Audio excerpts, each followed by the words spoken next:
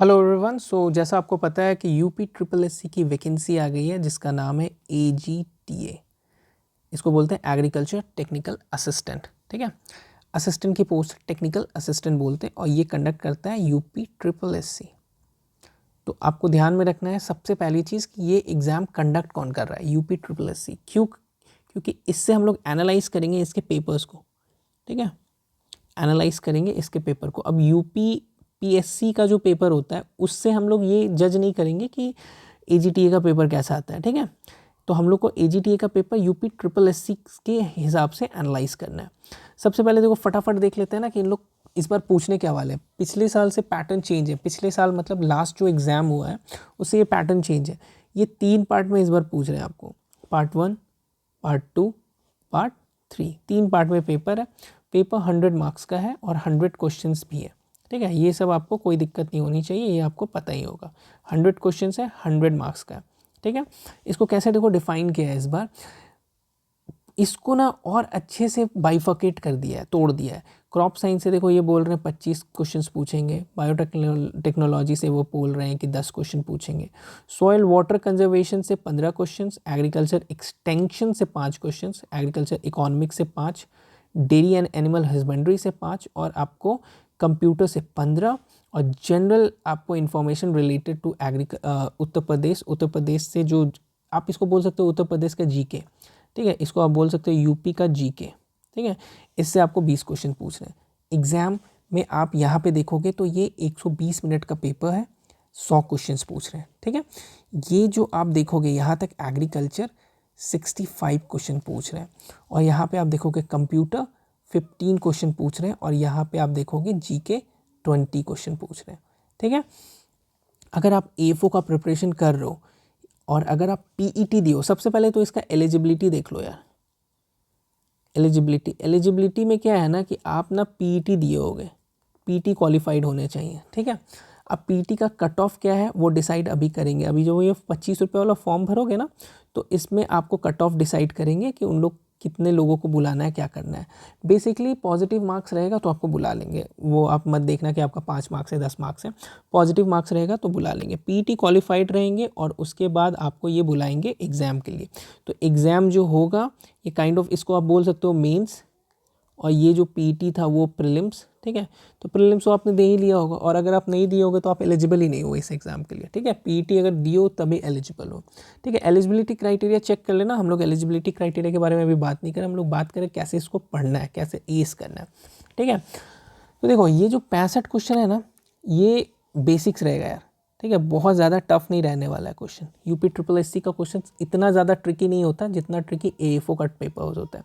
तो ये पेपर बहुत ज़्यादा ट्रिकी नहीं रहेगा। पर देखो यह जो कंप्यूटर नॉलेज है ना और ये जो स्टेट ऑफ यूपी जीके है, ठीक है, ये देखो ये आप कैसे कर लोगे, ये आप एक बुक कर लो, ये आप एक बुक कर लो। ठीक है, प्रीवियस ईयर कुछ पेपर्स देख लो एग्रीकल्चर रिलेटेड यूपी का। ठीक है, उसके बाद एमसीक्यूज़ लगा लो। मैं अगर आप बोलोगे तो मैं एक यूपी का पेपर स्टार्ट कर दूंगा, यूपी का most important topics, most important questions का, वो डेली हम लोग करते रहेंगे। उससे क्या होगा ना एमसीक्यूज़ हमारा होता रहेगा। ठीक है, तो ये पार्ट 1 मेरे ख्याल से नहीं उतना टफ नहीं होने वाला है आप लोगों के लिए। टफ क्या होने वाला है, टफ ये होने वाला है आपको कंप्यूटर। ठीक है, और ये स्टेट यूपी जी के, यहाँ पे अगर आप एस कर रहे हो, ये चीज़ को अगर आप कमांड में ले रहे हो तो आपका सिलेक्शन मज़े में हो जाएगा, बहुत आराम से हो जाएगा। इसको करने के लिए क्या है, सिलेबस देखो। ठीक है, इसके सिलेबस देखो और यूपी ट्रिपल एससी के पास्ट पेपर को एनालाइज करो। ठीक है, पास्ट पेपर को देखो, कोई भी एग्जाम हुआ है, कोई भी जनरल यूपी ट्रिपल एससी से पास्ट पेपर का जो भी कंप्यूटर रिलेटेड क्वेश्चंस है वो देखो और जज करो कि वो पूछ कहाँ से रहा है। ठीक है, ये काम आपको करना है, किसी पे भरोसा मत करना, यूट्यूब चैनल पे घुस के मत देखने लगना कि पास्ट ईयर ट्रेंड्स को देख रहे हैं। खुद से जज करोगे, दिमाग ग्रो होगा, दिमाग बड़ा होगा। उससे क्या होगा ना कि आप धीरे धीरे 10 दिन देखो बहुत इशू होगा ये जज करने में ना, ये भी करना है आपको और यहाँ पे ये पे जो जीएस का पेपर है यूपी जीके का, इसको भी आपको जज करना है। दिमाग पे बहुत प्रेशर पड़ेगा, आपको ऐसा फील होगा यार उससे अच्छा हम देख लेते हैं, ज़्यादा अच्छा आपको यूट्यूब पे बताएगा। पर अगर आपको खुद से एनालाइज करोगे तो आपका दिमाग ज़्यादा ग्रो होगा। मैंने बार बार बात किया, ग्रो योर माइंड। ठीक है। आप माइंड को ग्रो करने की कोशिश करो। माइंड को ग्रो करोगे ना तो आप एनालाइज कर पाओगे कि हमें क्या पढ़ना है और क्या छोड़ना है, ठीक है। और ये चीज़ बहुत ज़रूरी है क्योंकि ये चीज़ आपको 70 से 80% दूसरे लोगों से जो एकदम दिमाग नहीं लगाते हैं और बस कोचिंग के इंस्टीट्यूट के जो भी मटेरियल रहता है उस पर बस बसे रहते हैं, उनसे तुम आगे चले जाओगे। क्योंकि अगर आप दिमाग नहीं लगाओगे ना, क्योंकि कोचिंग से मटेरियल बल्कि होंगे, ठीक है, और बल्कि होंगे और आप पूरे चीज़ को दिमाग में मेमोराइज़ नहीं कर पाएंगे। It's hard to memorize all, ठीक है। तो क्या होगा कि एग्ज़ाम के टाइम प्रॉब्लम होगा।